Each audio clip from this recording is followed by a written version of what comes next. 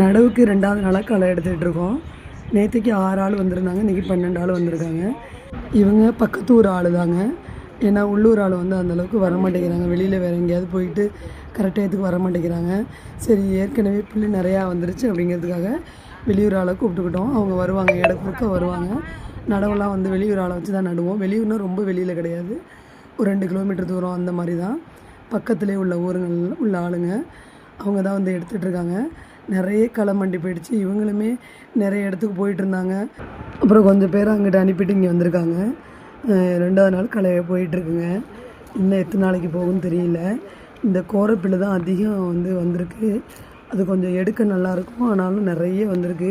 இது வந்ததுனால வந்து நெல் பயிர் அந்தளவுக்கு வளராத மாதிரி இருக்குதுங்க. சொரத்தா களை எடுத்துகிட்டு தான் இனிமேல் நாங்கள் மருந்து போடணும்.